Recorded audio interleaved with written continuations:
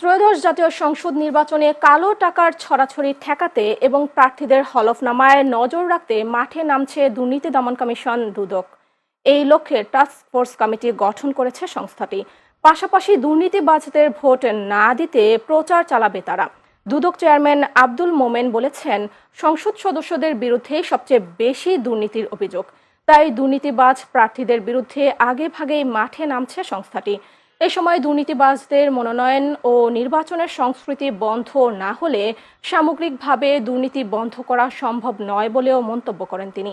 এদিকে task force committee গঠনের উদ্যোগে স্বাগত জানিয়েছে টিআইবি।